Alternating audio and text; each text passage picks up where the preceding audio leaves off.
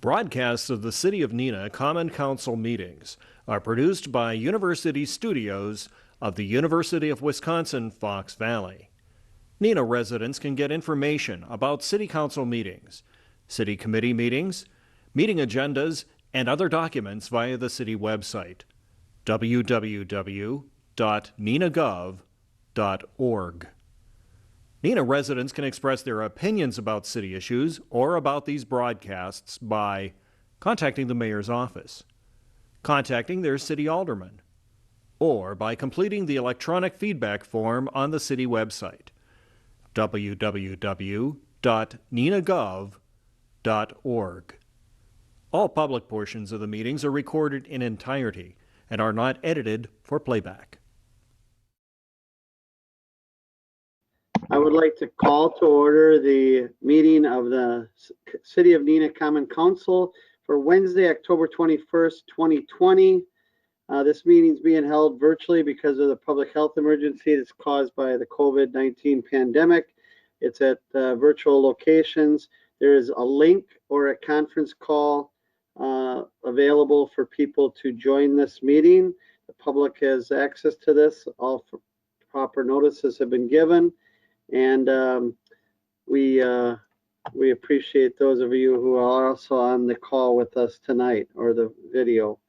The first item of business is the roll call, and I would like the clerk, Stephanie Cheslak, who's had 2 long days now with early voting starting, so to call the roll, please. All right, Alderperson Boyette. Here. Bates. Here. Lang. Here. Lendrum. Here. Orchard. Present. Spellman. Here. Steele. Here. Erickson. Here. And Stevenson. Here. All are present. Good, thank you. All members are present. There's a quorum present.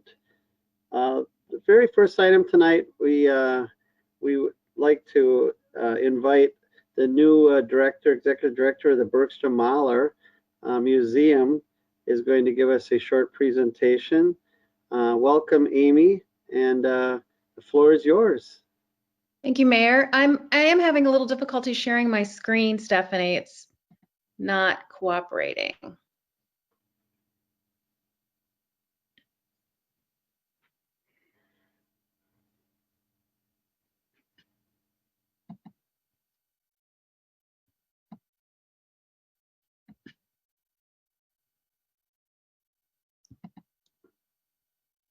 You were on my list here twice, and I had given it to one. I just gave it to the other. Do you see a notification now? I do. Perfect. Came across my screen as saying Amy is now the presenter, so. Okay. Amy, if you click the, there should be 4 buttons on the bottom of your screen. The one that says screen, yeah, there we go. Here we go. Okay. Cool. Yay. Technology. Okay. Can you guys see that okay? All right. Well, first of all, I just want to thank you all for the opportunity to speak on behalf of the Bergstrom Mahler Museum of Glass. It's been an absolute delight to be here in your community. And I want to thank the mayor and the aldermans. I'm used to calling them city council, so forgive me if I get that incorrect, for the support of the museum and for the onboarding of me and my support since starting at the Bergstrom Mahler. It's been a really positive month and a half, and I'm delighted to also be a resident of Neenah as well. So I just wanted to kind of talk a little bit about what our thoughts are as a board and staff and volunteers of where we'd like to go for the direction of the Bergstrom Mahler Museum. And I will say kudos to Jan Smith, the prior executive director of the museum, and the board for doing a remarkable job over her tenure to really place the museum as a landmark institution. And of course, we're very grateful for our partnership with the city and for the lease of the land and the home, so we can call it our museum. So launching on what Jan had astutely done with the board, I would like to talk a little bit about the fact that I've done some observations in the community, and what I'd like to present is a notion of the Bergstrom Mahler going forward with a very bold vision, not a quiet one, and as the underlying as community treasure. The museum has a great foundation in building on its national partnerships, particularly in glass. But some of the observations I've made is that we have some wonderful opportunities to work with the community here in Neenah and further afield. So I'd like to share a little bit about what we're thinking about in terms of our future direction, and sort of a tagline we're looking at stating is bold discoveries in glass for all. So our main mission is to focus on glass arts. I mean, it's pretty cool focusing on things that are made with fire, right? Can't go wrong there. And our call to action is the Center for Extraordinary Glass Experiences. The museum offers engaging discoveries to ignite creativity. And I can't see quite the other one of fun, something fun. Some of you guys want to read that for me, and cultivate learning for all. So that's sort of our methodology or call for action of what we're looking at moving forward. So you see a great image of Taylor, our studio manager. We are one of the few facilities here in the community that is accredited by the American Alliance of Museums, and we offer not only experiences in looking at glass and educational programs, but we also have the ability to do a great deal of work in terms of our studio. And that's Taylor working with a wonderful class of kids and teaching them what wonderful things you can do with glass. So some of our values that we're interested in looking at moving forward are, inclusivity in all we do. We want to be the museum. We're admission free for everyone. Excellence in our service to the community. We want to portray ourselves accurately and well, but also provide the best experiences that we can. We want to be forward-thinking in our plans, think about the future trends in terms of supporting our community. It's important to have fun, right? Otherwise, we live where we love. We wouldn't be living here in Neenah, Wisconsin otherwise. So it's important to have fun in what we do. Also, as key is transparency and integrity in our stewardship, making sure that our friends and our supporters and stakeholders know what we're doing with their funds and with their support and strategy. And then, of course, most importantly, providing a safe place to be a human and be able to explore our creativity. So isn't that a wonderful image? That's from one of the past Art After Dark, sort of pre-COVID there, of everyone gathering on the lawn. That was a series that we started to do. It really attracted a lot of younger audiences. So how do you implement a bold vision for the Bergstrom Mahler if you were in my shoes? So I'm going to talk a little bit about, is anyone familiar with the phrase Ouroboros? So an Ouroboros is a snake it's eating its tail, which creates a circular movement over and over again. And successful mission-driven connections spark an organizational community rhythm that's very similar to an Ouroboros. So an Ouroboros, as I mentioned, is an ancient symbol that depicts a snake eating its tail as an emblem of wholesomeness, wholeness, infinity, and strength. So in other words, if one part of the museum isn't operating correctly, you're not going to get that wonderful movement and motion to be able to take care of your community. So kind of using the notion of an Ouroboros, of a circle, there everything is in movement and rhythm, moving around. Kind of wanted to share a little bit about in the center, so we're looking at an Ouroboros here, the museum, which is a healthy, thriving Bergstrom Mahler museum. It's what we're imagining for our future, where we are now. And as we go around in a circle, you see some of the opportunities and how we're looking at moving forward in that way. So empowering our wonderful board, and I see we have some board members with us tonight on the presentation here. Thanks for supporting, guys. Staff eager for new challenges and connections. That moves into, if we're eager, we're open to mutually beneficial connections for our bold vision, sometimes unusual.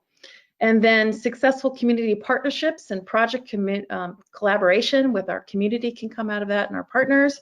And then increased attendance and community investment can come out. People have a good time, they're excited, they see that collaboration is part of what we're interested in doing. And then that drives potential future funding and partnerships and memberships. And then the circle goes on and on and on.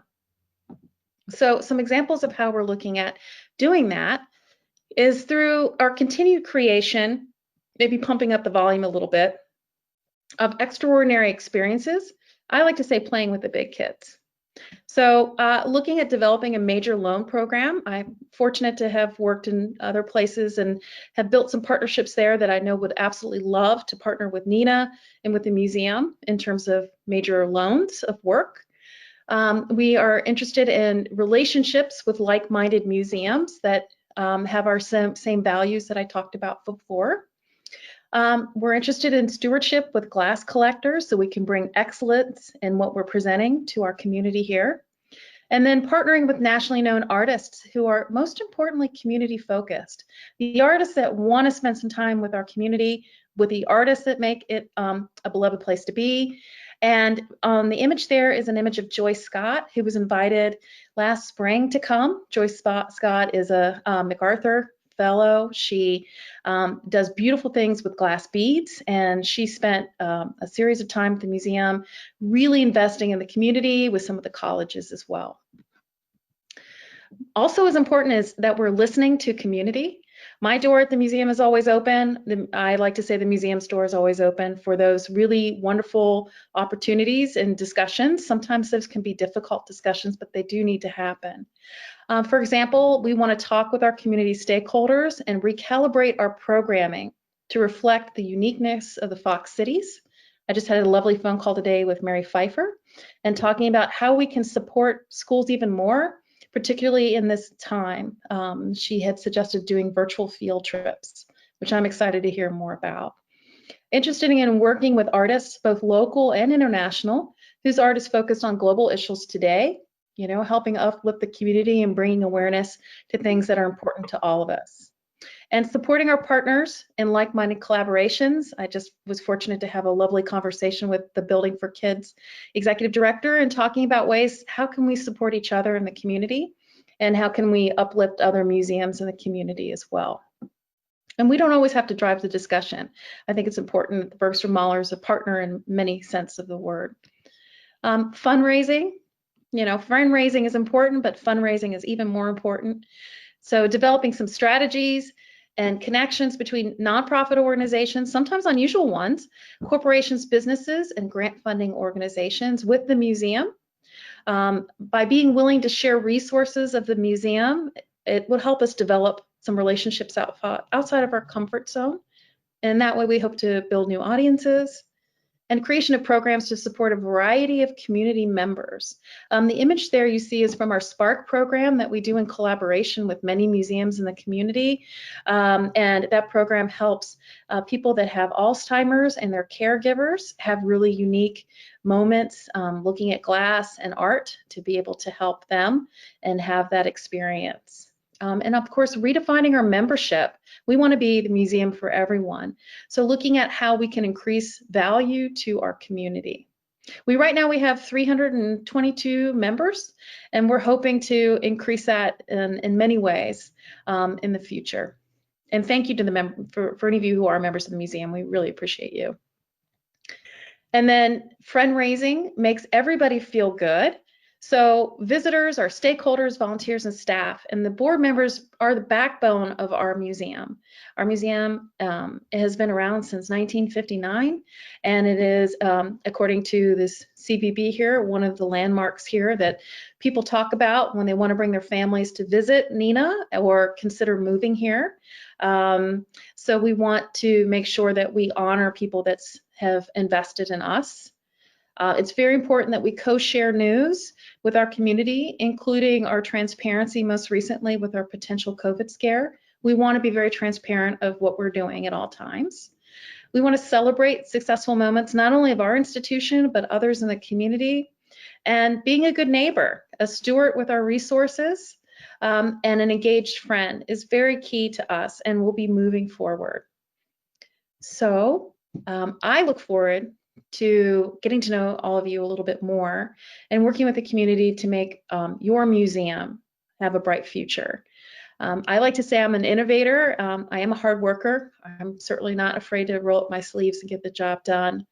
And we as a collective with the museum envision the Bergstrom Mahler as a creative incubator, a good neighbor, and an originator for the field of glass and glassmaking, while providing the highest caliber experiences for learners of all ages that make our community home. And I'm going to hop off my little soapbox now. All right. Yeah. Thank you very, very much for joining us and giving us that little presentation. Amy's only been here a short period of time, but we've had the opportunity to talk and meet each other a few times already on issues. There's already been some necessary discussions with regards to this lakeshore development discussions. Very open, very team player, wants to make this community a great place, and we appreciate it. And you can tell she's going to be a good Neenah person because she bought the old Webb home across from the post office. So that house, and I grew up in that house with Brian, so I told her some of the stories. So it's a great house. So welcome. Does anyone have any questions they'd like to ask Amy? Or I mean, with this COVID and everything, I'm sure we'll get to meet in person with her and that, but is there anyone has any questions? I think you're off to a good start, and I will tell you that there are some people who, the mission of the museum is wonderful and everything, but there's some people that it should be about Neenah, and we get back to our roots and get people in the Fox Valley engaged again. I know there's been a lot of people in the Fox Valley who have never been to the Bergstrom Mahler, and they live right here in the backyard, so it's going to be a challenge that you're going to have, and we're rooting for you, and we're hoping that good things are to come. So thank you very much, Amy, for joining us. Thank you, Mayor, very much. And the people that haven't come to the Bergstrom Mahler before are some of my favorite people, because it gives us the opportunity to talk to them. And once they get in the door, and they typically have a tendency to come back. But my commitment really, truly is just to community first. Good. Thank you very, very much. Thank you. All righty. And thanks to the council for this allowing this presentation, and also the committee of the whole tonight. We wanted to get a couple of these behind us before we get into the budget process, and that will be forthcoming. So item number 2, there are no mayor's appointments tonight. Item 3, approval of the council proceedings. Approval of the council proceedings of October 7th, 2020 regular session. Is there a motion? Move to approve. There's a motion by Lenderman. Is there a second? There's a second by Alderman Erickson. Any discussion, corrections, additions, or comments on the minutes? If not, is there any objection to unanimous consent to accept the minutes from October 7th? See no objection, that's so ordered. Thank you. Item number 4, there is a public hearing scheduled tonight, and that's to consider a special use permit for 912 South Commercial Street, which is scheduled to be a tow truck business. We had this public hearing, and this was before us in the Planning Commission. This is the public hearing in the council. So I would at this time I would open up the council, or I'd open up the public hearing for the special use permit for 912 South Commercial Street. Is there anyone who would like to say anything with regards to this request? The public hearing is now open. I believe we do have one person representing the place. Courtney, I believe you're, if I remember right. Is there anything you'd like to say? Yeah, this is Courtney Ramsey. We are just looking to open our towing company at 912 South Commercial Street, and we did have the meeting last week, and there were some agreements that were made that you can see in the agenda for us to operate out of that building. So we're just looking for approval to get moving forward with that. All right, thank you very much. Seeing no one else on the virtual meeting here or on the phone, I'll ask one more time if there's anyone else who'd like to speak in the public hearing for this item. Anyone else who'd like to speak before the public hearing for the special use permit? Seeing no one else, I will close the public hearing. on that and go to item number 5, which is the Plan Commission report pertaining to the public hearing, and that is Alderman Lang. Thank you, Mayor. Reporting for the Plan Commission meeting of October 13th. The minutes can be found on the city's website. The Plan Commission finds that the proposed use meets the findings for a special use permit per section 26-48 and recommends council approve a special use permit for a tow truck business located at 912 South Commercial Street, subject to the approval letter and by removing the fencing requirement, but limiting the number of vehicles related to the tow business to 2 tow trucks stored in the building and a maximum of 4 trailers may be stored on the property. A review of the special use permit will be conducted in 1 year, and I would make that motion. There's a motion by Alderman Lang. Is there a second? Second. Seconded by Alderman Lundrum. I'm sure people read about this a little bit, but there is actually 2 businesses. One's a tow truck business. One is the big bouncy houses and that. Businesses that will be stored inside these trailers that are going to be parked up against the fence on the south side. So, questions by any committee council members? Alderman Bates, go ahead. Thank you, Mayor. For a business like this, will there be any cars that have been towed on the site? They will not be towing them to this site. They will be towed to a specific location. Outside the area. Thank you. Good question. Alderman Erickson, go ahead. I just have a quick question. I saw a tow truck, and this is the property that's located directly across from Cranky Pat's. Is that correct? I saw a tow truck there this past week. Is that's where it's going to be? According to the special use permit, the tow trucks at night have to be in the building, is how I understand it. Okay. I saw it during the day. I don't know where it was at night, but that's why I'm just asking. Yep. Yeah, our discussions during the meeting were that they would be stored inside during the day or during the night. I'm sorry, during the day they're being used in that, and then afterwards they leave one there and they take one home for in case they get called. That's how I understand it. Alderman Boyette. Just as a follow-up, so we're approving it tonight. So were the tow trucks allowed to be there up until this point, or how does that work? Is Brad on? Brad, yeah, go ahead. Yeah, this actually started off as an enforcement case. There was some miscommunication about whether or how they could start operating the business. Through that enforcement, we notified them they need a special use, and we're here today. So because there's really no need for them to make any improvements to the site based on the special use conditions, through this process, they may have the tow trucks there, but for them to fully start using the property for their business, they need to meet those conditions. So the used car business that was there is no longer, it's now a tow truck business and is that correct? Yeah, so this applicant is only using a small portion of the site, mostly in front of the building, south of the building, and a little bit behind the building. The rest of the property, there is no allowable use at this point. If the property owner does anticipate using the rest of the property, that would have to go through the proper approval channels. But at this point, there is no approval for used car sales or any of that. All the blacktop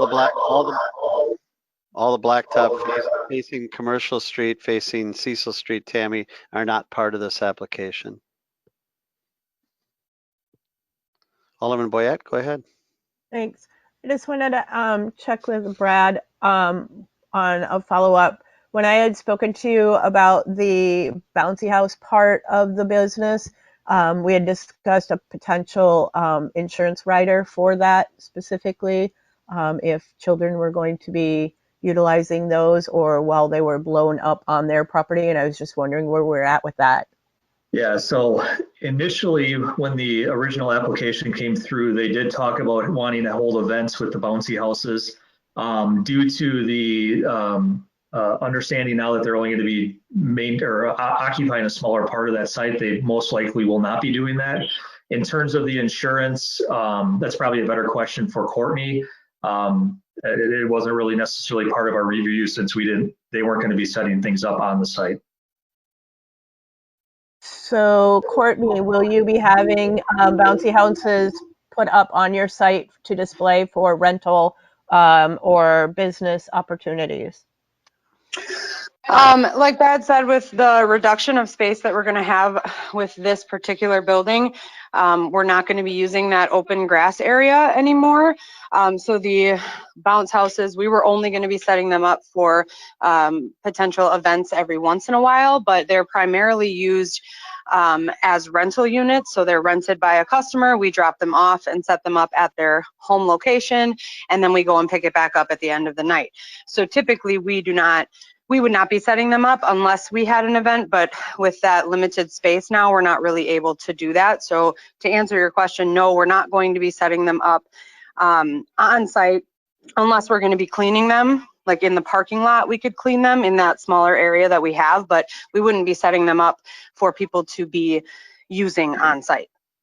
Perfect. That's what I was looking for. I wanted to ensure that there was adequate insurance on your part to protect anyone that potentially may go inside one of them. And we all know the bad things that can happen. We also know the great things that they can provide. And I just wanted to make sure that there was adequate insurance. So thank you very much for answering my question.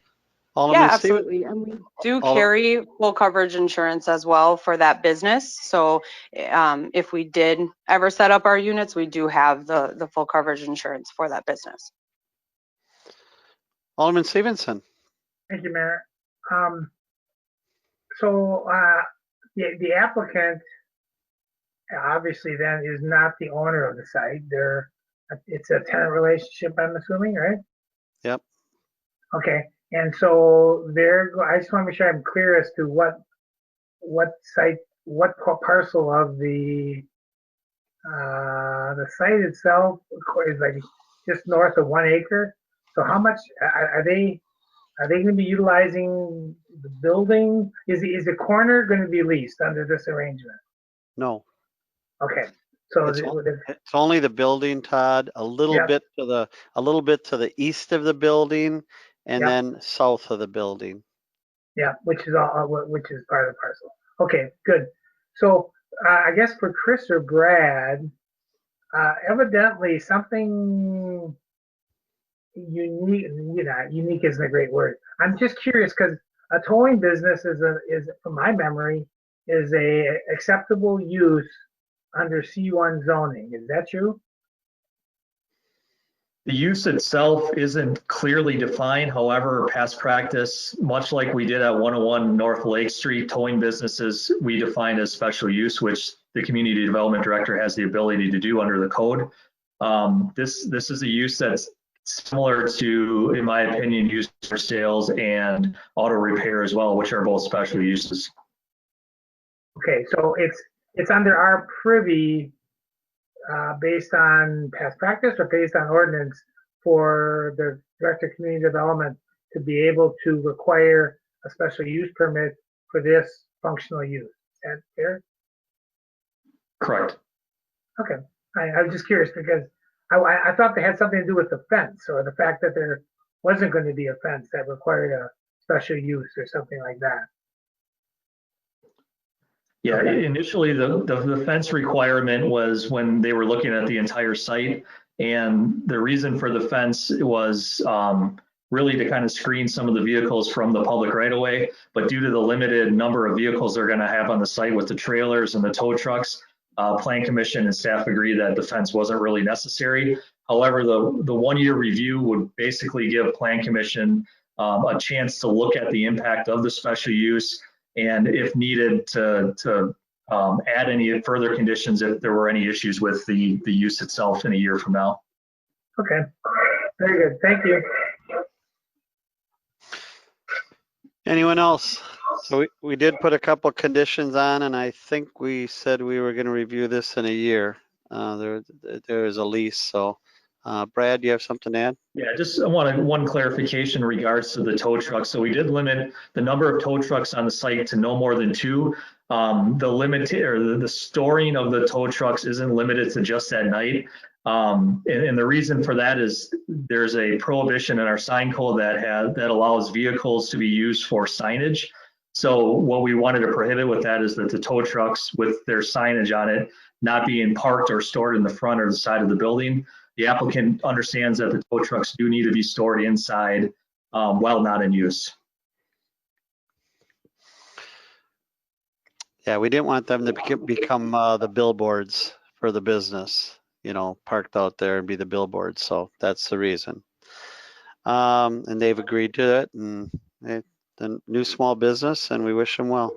I wish them well. So any other comments or questions? All right, if there's no other question, there's a motion by Lang and seconded by Tammy.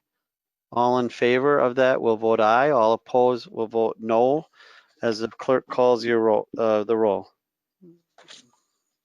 All right. Alderperson Bates, Aye. Lang, Aye. Landrum, Aye. Borchert, Aye. Spellman, Aye. Steele, Aye. Erickson, Aye.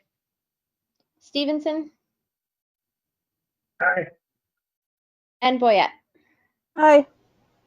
Motion carries. That motion carries unanimously. Thank you very much. The next item, thank you, Courtney, for coming. Good luck.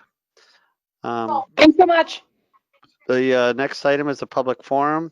Public forum is an opportunity for anyone in the general public, resident, non-resident, whoever, to speak to the council on any issue that they would like. Is there anyone here on who would like to speak to the council tonight during the public forum portion?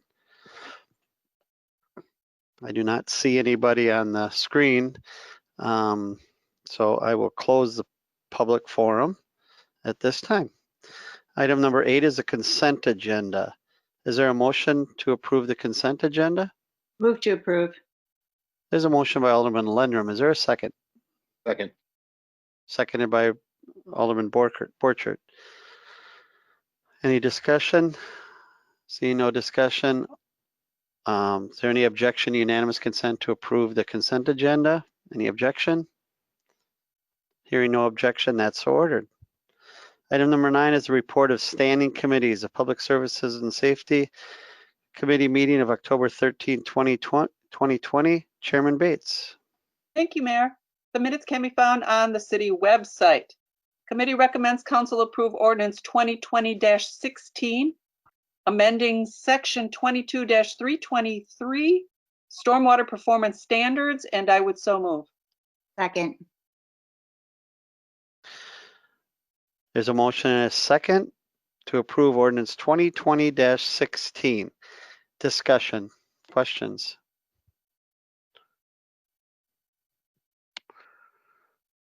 Seeing none, all in favor will vote aye. All opposed will vote no as the clerk calls the roll. All right. Alderperson Lang, Aye. Landrum, Aye. Borchert, Aye. Spellman, Aye. Steele, Aye. Erickson, Aye. Stevenson, Aye. Boyette, Aye. and Bates. Aye. Motion carries 9-0. Thank you very much. That carries. And that concludes my report. Thank you, Chairman Bates. Next item B, is the regular Finance Personnel Committee meeting of October 12th. That will be Chairman Erickson. Thank you, Mayor. Reporting out from the regular Finance and Personnel Committee meeting of October 12th, 2020. The minutes can be found on the city website. Item number 1, the committee recommends council approve the petition for annexation of 220 of 0.74 acres located at 1261 West Wisconsin Avenue in the town of Neenah, and I so move. Second. There's a motion by Alderman Erickson, seconded by Alderman Boyette, to approve the petition for annexation number 220. Questions or comments on this motion? Alderman Bates, go ahead. When we annex smaller pieces like this, what does that entail for the city other than we change their designation and who they pay taxes to?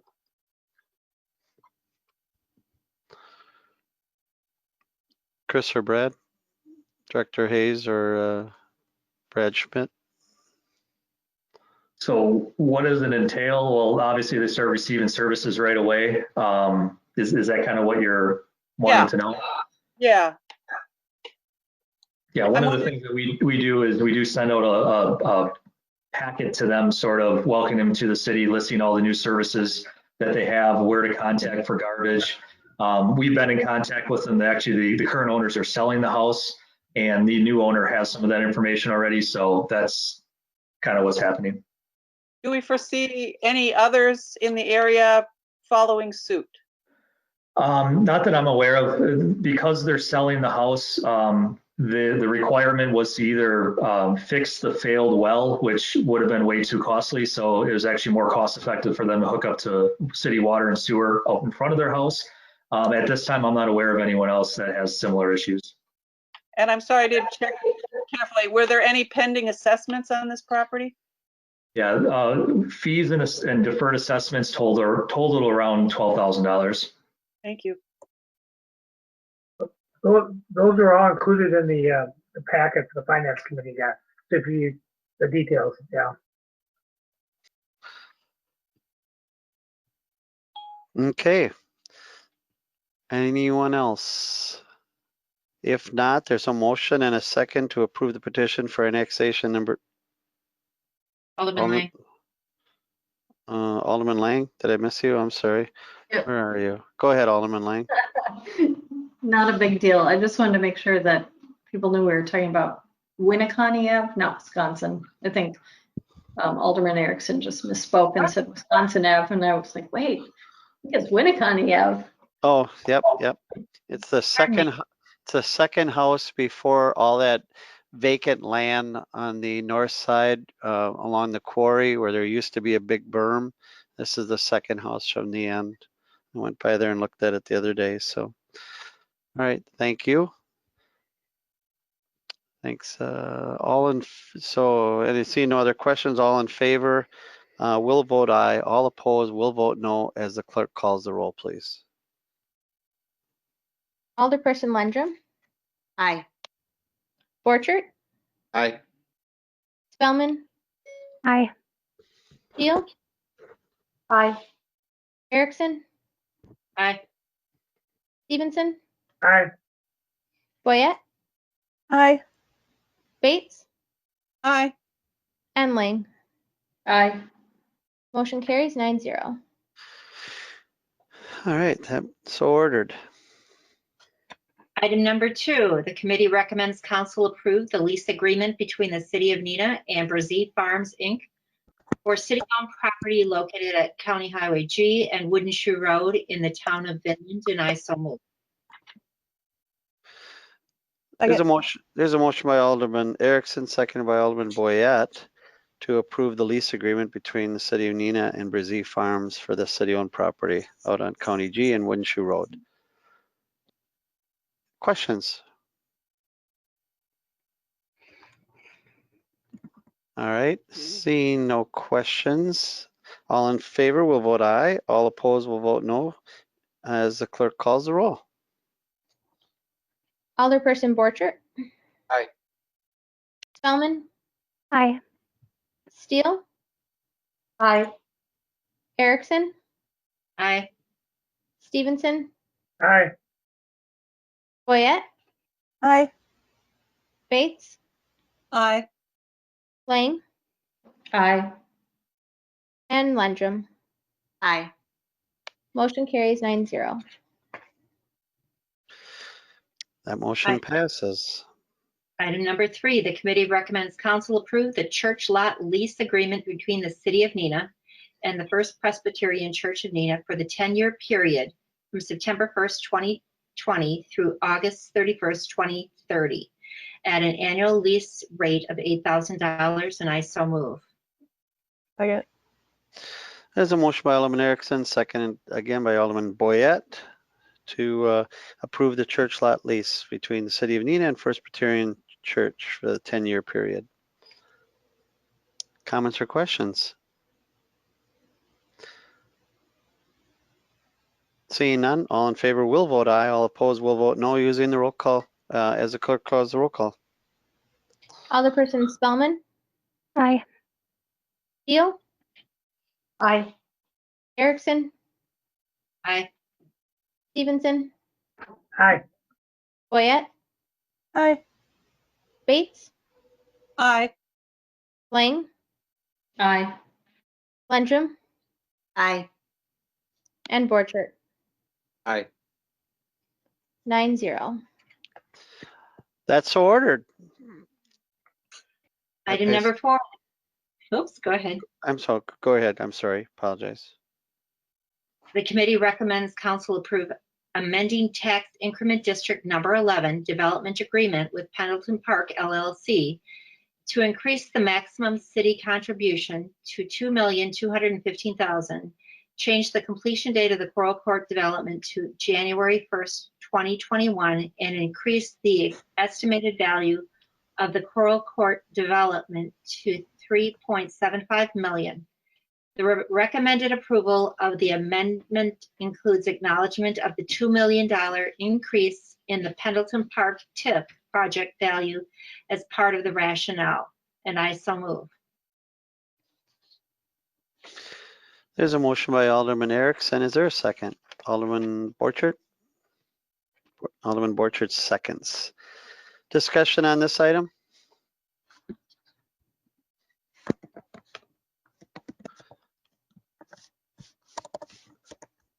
Seeing no one, we just did discuss this pretty thoroughly in committee. All in favor will vote aye. All opposed will vote no as the clerk calls your name, please. Alderperson Steele, Aye. Erickson, Aye. Stevenson, Aye. Boyette, Aye. Bates, Aye. Lang, Aye. Landrum, Aye. Borchert, Aye. and Spellman. Aye. Motion carries 9-0. That motion passes. Item number 5, the committee recommends council approve the 2021 health, dental, and vision insurance plans, and I so move. There's a motion by Alderman Erickson to approve the joint or the 2021 health, dental, and vision insurance plans. Seconded by I'll second it. Alderman Boyette. Seconds it. Questions or comments on this item? We have Lindsay here, our HR director, if anyone has any questions or comments. I think once again, we had a really challenging year with health insurance and you know, Lindsay and Mike worked hard with our brokers to talk about that. Lindsay did a nice job of, you know, so many times we're trying to find added value in lieu of dollars, in lieu of wage increases and that to our employees. And the vision insurance plans that she went out and talked to employees about and found out that there was a lot of interest in that. That's going to be 100% paid by the employee, but that they wanted the availability of it. So she did a nice job with that. So questions? Alderman Erickson, go ahead. Thank you. I was just wondering if Director Keel could give us an update or give a quick explanation of why we decided to go with this plan. Yeah, certainly. I'm sorry I'm glowing a little bit here with my light, but as the mayor mentioned, it was a challenging year for us in terms of insurance. Alderman Erickson, are you talking specifically about vision or the proposal for health insurance in general? The proposal for health insurance in general. Okay, just want to make sure I answer the right question. Yeah, so a challenging year certainly, and we looked really broadly at our plans to see where we could make changes while still offering a strong plan that had good access to healthcare for staff. So a couple key changes for this year were changing the HRA contribution level so that in the past has been funded at 60% of a plan's deductible. We changed that to 50% this year. We also made some changes to the plan too. So increased deductible and out-of-pocket max on that plan as well. And then something that we're continuing is to continue offering access to both Robin's broad and focused network plans, having employees assume the full cost to remain in the broad network. We saw about 30% participation in that last year and felt that it would be a good move to continue to offer that this year. Thank you. Thanks for the question. Each and every year that I've been here dealing with this, with the healthcare issue is always starts out kind of scary, real bad, and then it always ends up in a fairly good place. And this year was no less of a challenge. So appreciate it, Lindsay. All right, anyone else? Seeing none, all in favor will vote aye. All opposed, vote no. As Stephanie calls the clerk. The roll. Feedback. Right. Alderperson Erickson.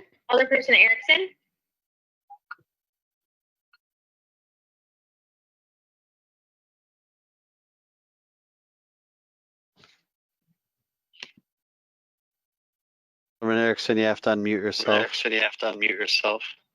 I said aye. Aye. Stevenson. Aye. Boyette. Aye. Bates. Aye. Lang. Aye. Lundrum. Aye. Borchert. Aye. Spellman. Aye. And Steele. Aye. Motion carries 9-0.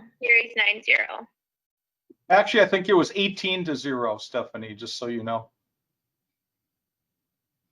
I was counting. Well, I was taking roll, so. Okay, all right.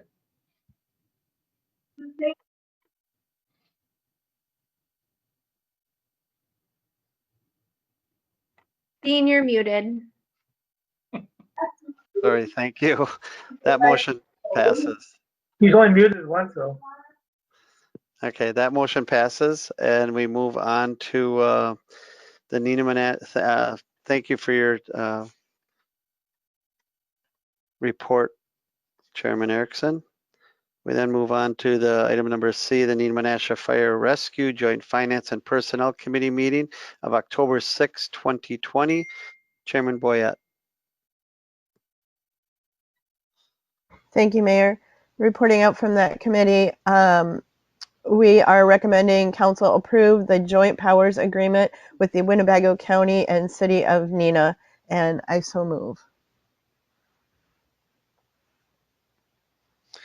There's a motion by Alderman Boyette. Is there a second? I'll second.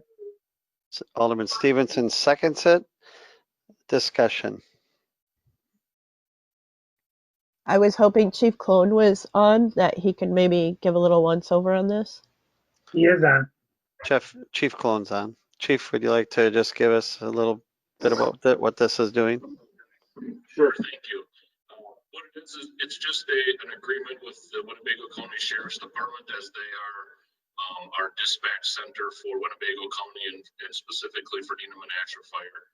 It's an agreement that just basically said, doesn't matter if it comes, help is needed in Neenah, Menasha, or a different community, we will respond without any issues. And for the most part, we also have our Mavis agreement, which also kind of solidifies that agreement, but that's really basically what it is. Thank you. Thank you for that. You're welcome. Anyone else? Seeing no one else, there's been a motion and a second to approve the joint powers agreement with Winnebago County and the city of Neenah. All in favor will vote aye. Opposed will vote no as the clerk calls the roll. Unmuted. All right, Alderperson Stevenson. Alderperson Stevenson. Aye. Aye. I don't know what's going on.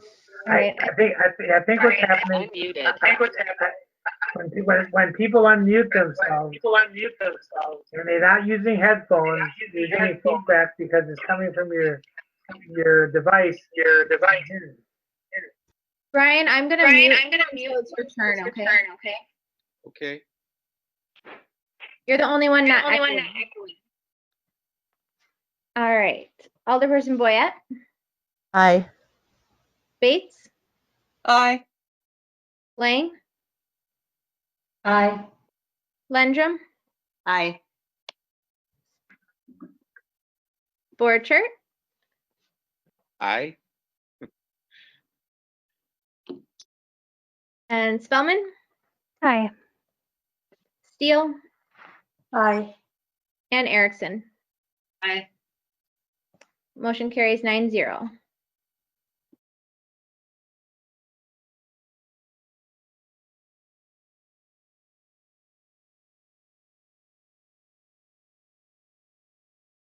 Mary, you're muted again. That motion passes. I think we found the problem child, and we go on to item number 10, the report to the special committees and liaisons. The regular plan commission meeting of September 29th. Council Representative Lang. Thank you, Mayor. One item, the commission declares the remnant land along Mayor Street and Harrison Street as excess public property and recommends to council to authorize the sale of that property, and I would so move. Second. There's a motion by Alderman Lang, seconded by Alderman Stevenson. Discussion on this item? Questions?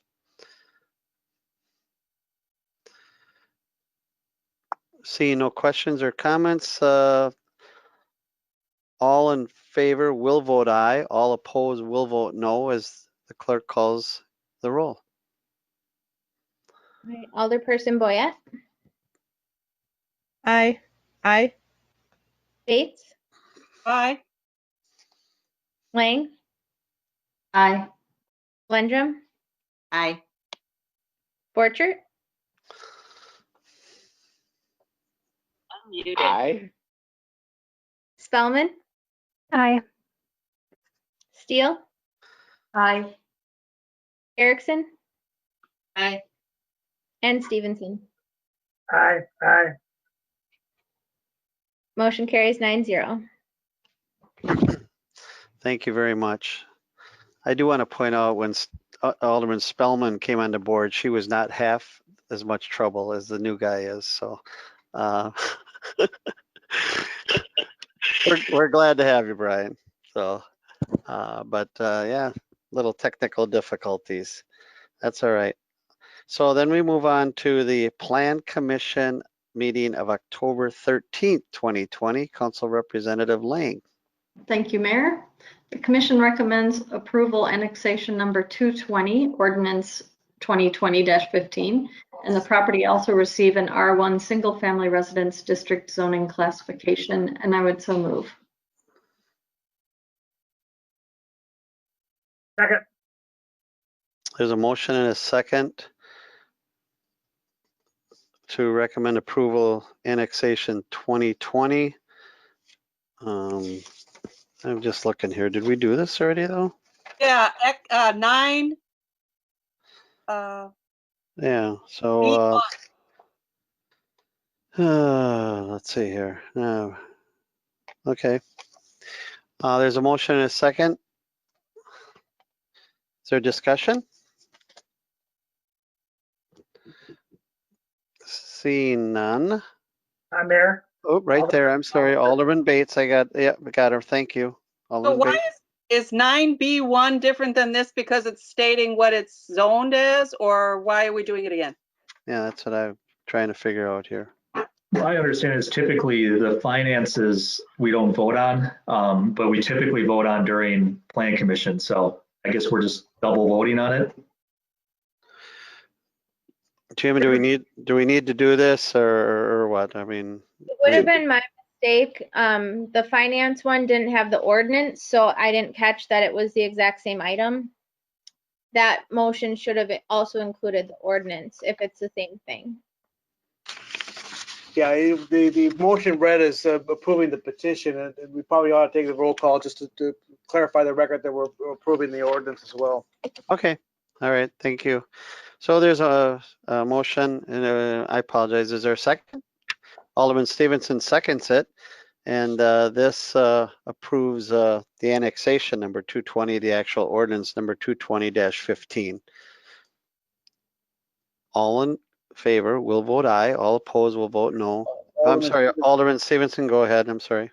That's okay. Director Hayes looked like he wanted to offer something.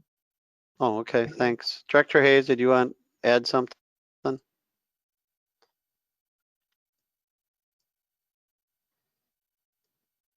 No.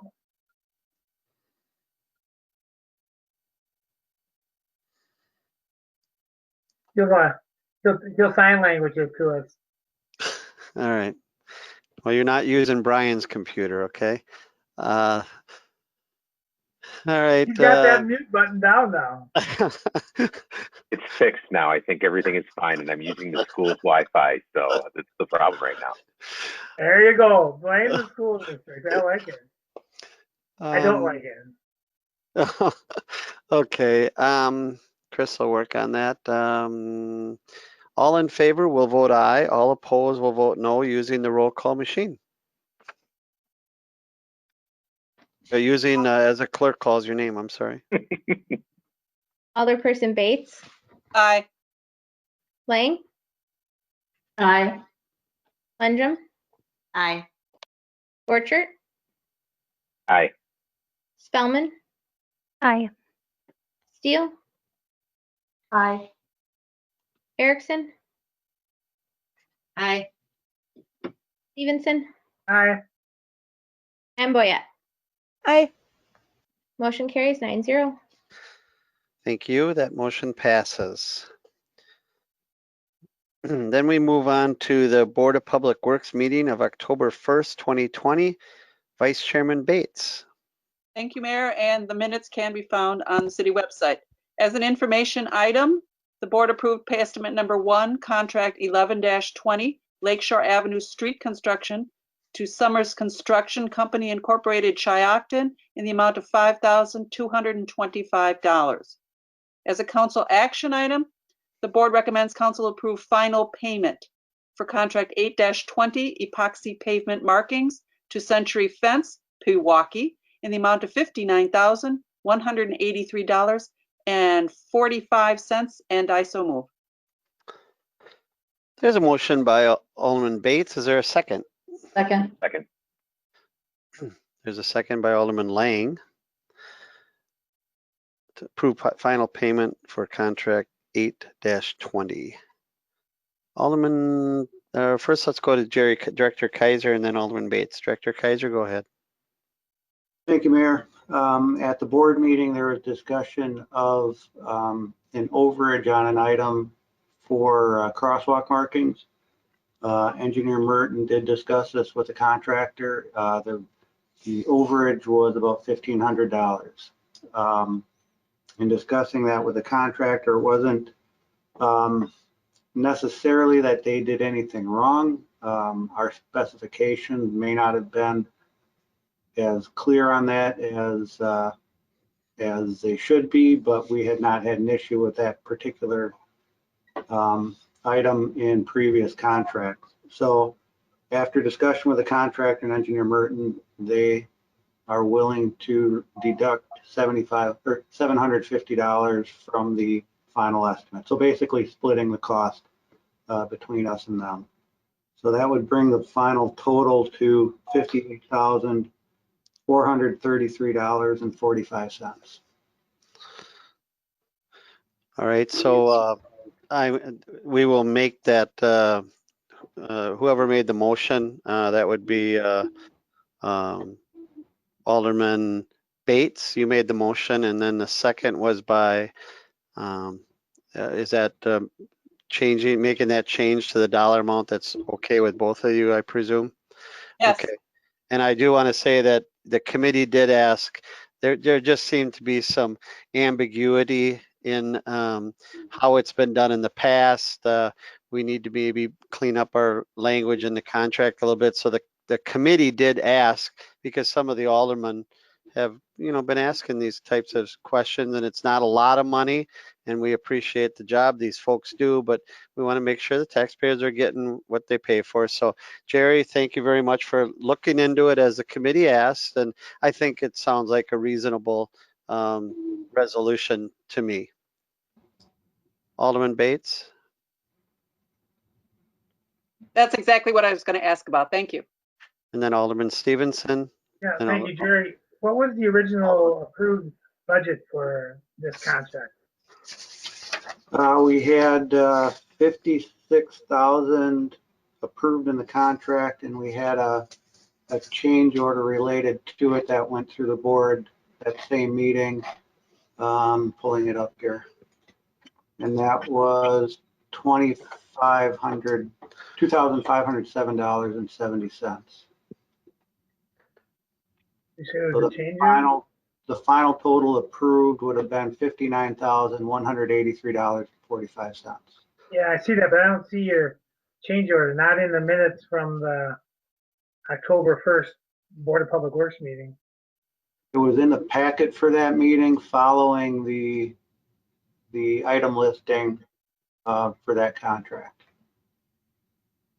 Not what I got on my, at least on my iPad. I wouldn't go to my iPad to look for it if I were researching it. I would go to the website on my laptop, but not having access easily, I have to refer to my iPad, and I don't see anything referring to change order to contract 8-20 in that packet. Oh, wait. Okay, down below. $2,507, change order 1.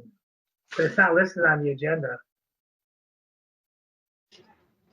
We covered it all within that item at the board meeting, within that final estimate item. Okay, all right. The board approves change orders, and then that becomes part of the contract. Is that correct? That's correct. Okay, thank you. Alderman Yeah, Bates? if I could just, if we're gonna have it, if we know we're gonna deal with a change order, we should put some verbiage in the line item of the agenda, because the line item just says final payment 8-20 epoxy painting in the amount of $59,183. So the public wouldn't have any clue, nor would any council member, unless they dug into it, that there was a change order. We normally do. James doesn't directly give me items very often, and so there was just a misunderstanding between what kind of verbiage and items he should have given me and what I needed for the agenda. Well, I can't blame Stephanie. She has no clue how an agenda is supposed to look based on what the department wants to include. So if staff is needing to be more clear as to how the agenda is expected to be presented, that's on staff to do. Sure. Well, I think it's duly noted, Todd. I think it's a good suggestion. It's duly noted, because I think you're right. I mean, you got to provide that paper trail for the public. So it's a good suggestion. And 9 times out of 10, I know that we do that. So it's a good catch. And I think now, hopefully, it will be stated in the minutes of the agenda of the council, so that public knows that that's how it transpired. Alderman Boyette, and then Alderman Bates.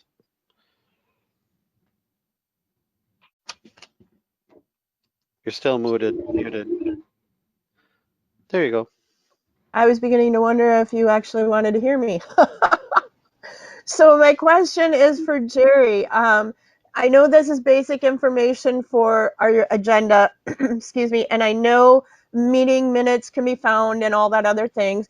I just wonder if you could potentially just give us a quick once over of the general area that this contract was including, because the public sometimes doesn't want to, like Todd had just touched on, they would have to really dig into minutes and meetings and everything else to find out exactly what this was. And so if you could just give us a general geographic area of what this contract was, I would appreciate that. Sure. Almost this entire contract was Main Street from Green Bay Road to the Main Street overpass.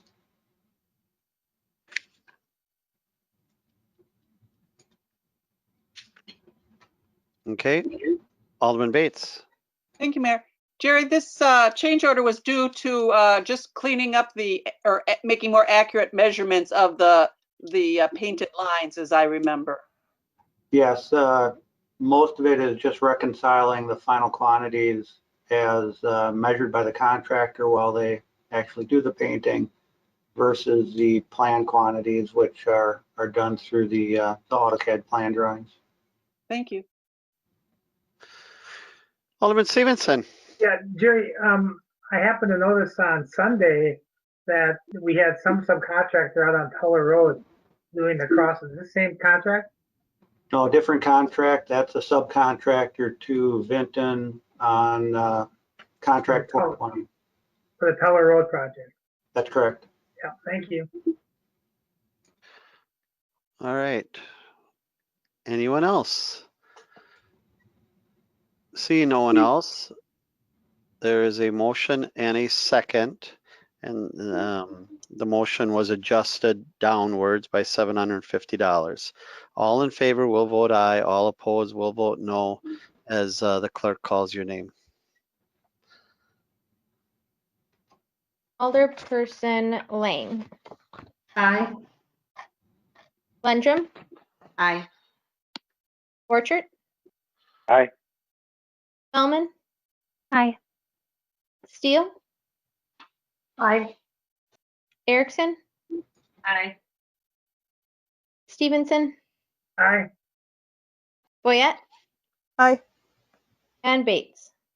Aye. Motion carries 9-0. That motion passes. Thank you. That concludes my report. Thank you very much. The next item, item D, is a Community Development Authority report from the CDA. Director Hayes, any report tonight? Oh, he can't. You can call in, Chris. I'll speak for him. Or Brad, go ahead. I'm sorry. Chris has two updates. The Site 6 apartment complex on the corner of Millview and Main Street will begin construction in early November. In addition, the Plaza Ice Rink design has continued to progress, and we've been notified that the majority of the funding has been secured for that facility. Very good. Thank you very much.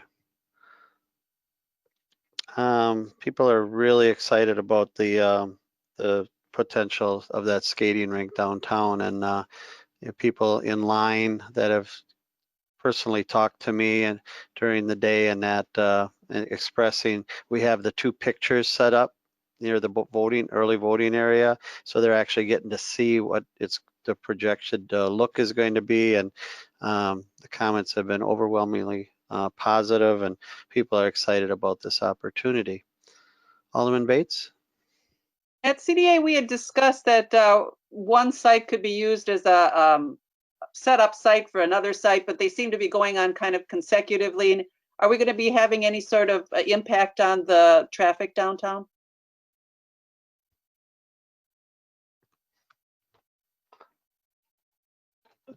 Brad, or I mean, I know it's been discussed. We know that there will be a slight impact on traffic. The good news is most of it will be as people are leaving. This is, you know, an entity that's probably going to be from 5 p.m. till 9 p.m. or something. All the the workers, most of them are gone by then, so the transition will be good. So as far as that, but yeah, it's going to have a small impact, is what I remember the discussions. I was just wondering with equipment and things like that. Yeah, I think that too. I mean, it's the staging area and all the equipment necessary. It very well could be. We're going to do our best to manage that. All right. Library report from the library. Alderperson Erickson, go ahead. Thank you, Mayor. The Neenah Library Board met today at 4 o'clock. The library is currently closed. However, it is open for curbside pickup.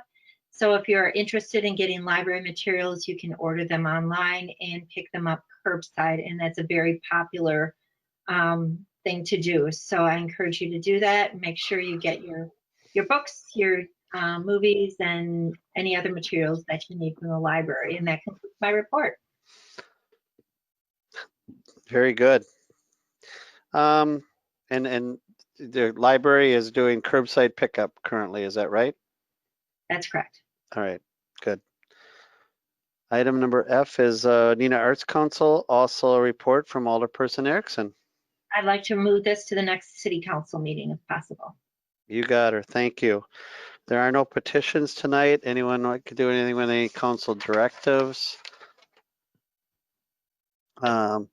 Anyone have any unfinished business?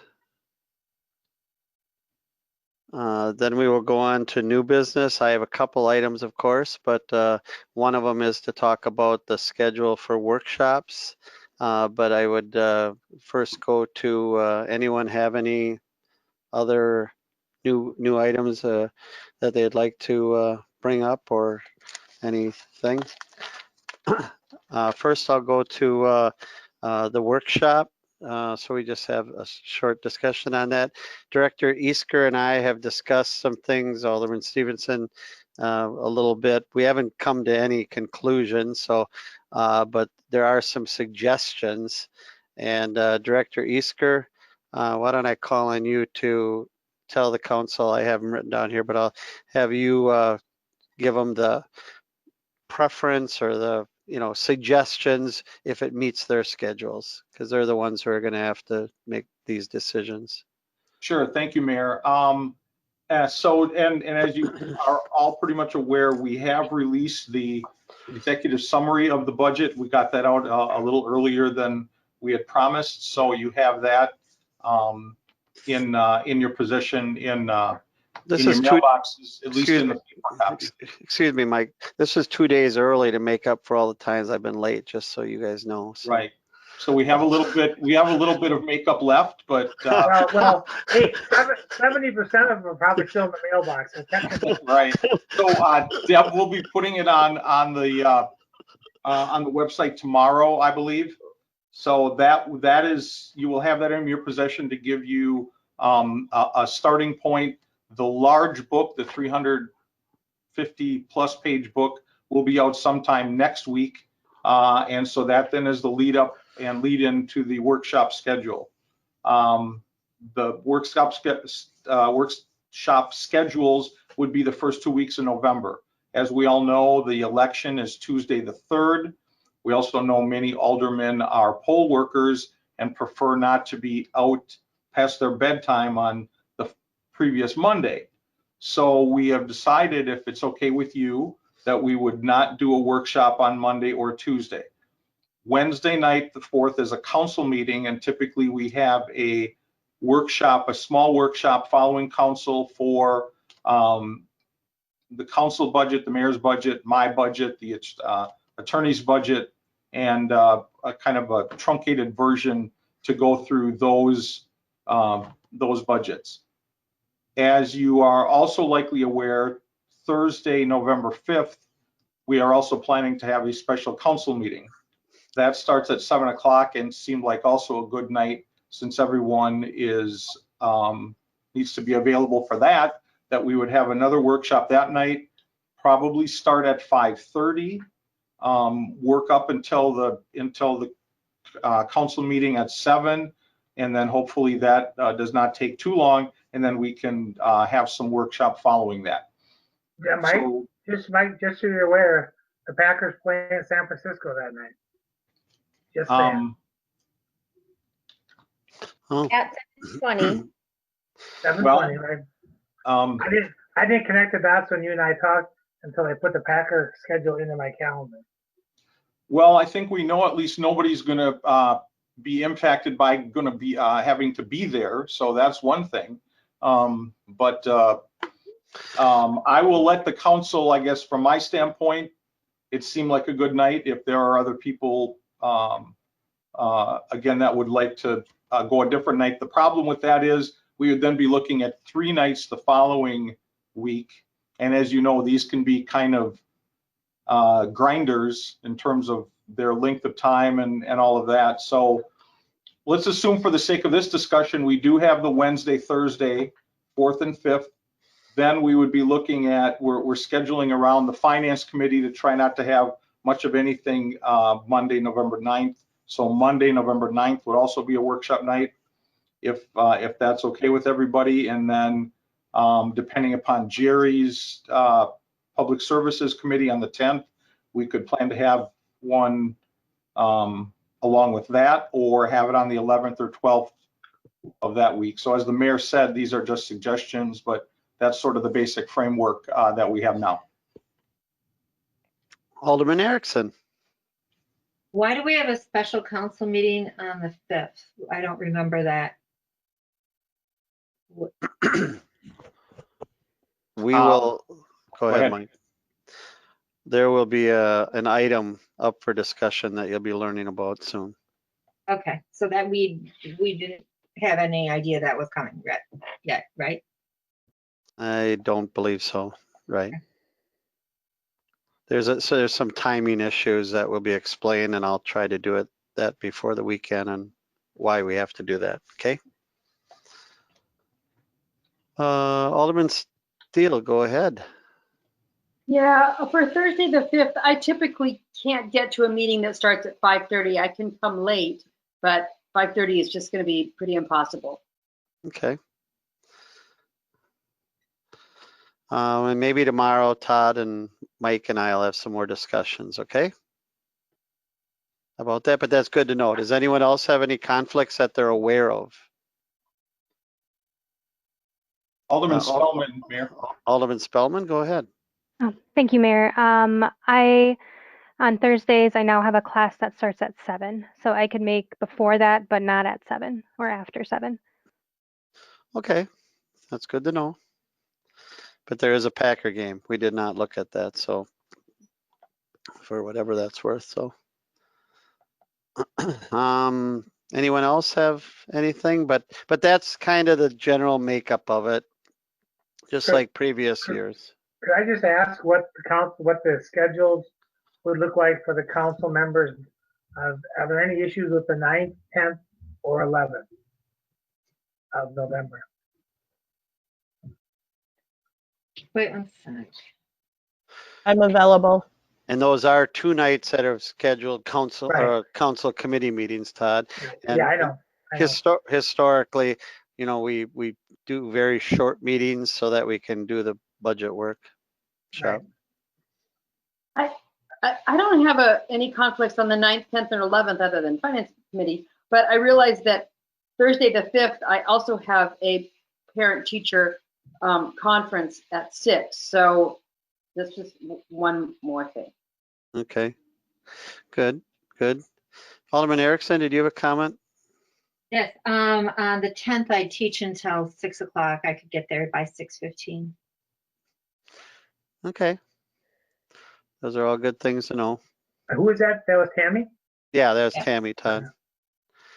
All right, we will take all them suggestions, and Mike and I and Todd will get together and see if we can come up with something, okay? What about the 11th, though? Anybody have a problem with the 11th? We could make that. Okay. Thanks, Todd. All righty. That's helpful to know, right, Mike? Yes, it is. Thank you. Mike, why did you confirm for the council the date of the public hearing? Okay, thank you. That also is, that's a good suggestion. That leads into the date of the public hearing for the budget, which we always schedule for the Tuesday prior to the second Wednesday meeting in November. So that would be Tuesday, November 17th. That would be the budget hearing and hopefully its adoption that night. And then the, depending upon scheduling of other committee meetings, the mayor has also talked about potentially having that as the council night as well. But we always want to leave the following night, the council night, as the potential that if something should come up at the budget hearing that would cause the council to want to delay action on the budget, we have a meeting scheduled the following night just in case. So that has worked out fairly well. I don't think we've ever had to use that contingency, but it's still there. And I think it's always a good idea to have that as a backup. Alderman Boyette, you have a question? Yep, just wondering on the 17th, what time?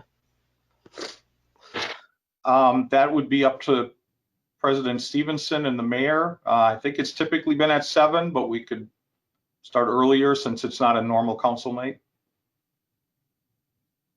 We could start earlier, so. Stephanie Spellman has a. On Tuesday, on the 17th? Go ahead, Stephanie. Oh, I have a county board meeting at 6 on the 17th. Okay, yep. Well, that's not, yeah, that's not the adoption of your budget, is it? I don't think so. But yeah, so it'll probably be at 7 then, so that she can make it, hopefully. Okay, thanks. All righty, good information. Thank you all very, very much. And with that, I will just, let's see here, what else did I have? So we got that. And then early voting is going on. They're very, very busy, of course, and we found a way to utilize the council chambers to get people in and out of the elements as soon as we can. And, you know, so that they don't have to wait outside. There's a lot of elderly who are voting, and it's going best as can be expected. Trick or treating is something that, once again, end of the month, 4 to 7 on Saturday, October 31st. We sent out guidelines for what we believe will help reduce risk. Parents then can make some decisions. If things change before now and then, you know, we'll play it by ear. I was on a phone call this morning with Theta Care and some other folks, and I would say this, the tone had more optimism than in previous phone calls. Hospital utilization, number of beds, and that over the last 2 days has seen a decrease. The representative from Theta Care had said, so they saw a little bit of a decrease, but they did say they believe the top of the surge, the top of the mountain, so to speak, before we start seeing the trajectory that they believe will go down is 3 weeks from now. So 3 weeks from now, they believe that will be the top of the surge, and then they're hoping that we start going the other way. So that's all I can tell you. There's a free testing site at Theta Care on Green Bay Road, so that people who are listening and see this video or this meeting can check out the free testing site at the Theta Care site on I believe it's 333 Green Bay Road, across from one of the Bergstrom dealerships. So if they showing symptoms in that, I don't even think you have to show symptoms at this one, but they have a testing kit, self-administered testing kit that you can do, and they will take it from there. So a lot of things to do. I appreciate the fact that, you know, we're going to get this to this budget, because there's a lot of other things going on with COVID, with a lot of positions. We have some positions that need filling, so just a lot of things going on. So that's all I have, unless anyone else has anything else. If not, is there a motion to adjourn? I'd like to congratulate Chris Hayes on one of his more dynamic meetings, and I'll move to adjourn. Second. Oh, all right. There's a motion and a second. He's like Teller on Penn and Teller. He's like he's the teller. So, You can see him, you should be able to hear him, but you can't hear him. and Chris, why don't you perform some magic and go away right now? There's a motion. There's a mulligan. There's a motion and a second for adjournment. All in favor, say aye. Aye. Aye. Any opposed? We are adjourned. Thank you very, very much. Broadcasts of the City of Neenah Common Council meetings are produced by University Studios of the University of Wisconsin-Fox Valley. Neenah residents can get information about City Council meetings, City Committee meetings, meeting agendas, and other documents via the City website, www.neenahgov.org. Neenah residents can express their opinions about city issues or about these broadcasts by contacting the mayor's office, contacting their city alderman, or by completing the electronic feedback form on the city website, www.neenahgov.org. All public portions of the meetings are recorded in entirety and are not edited for playback.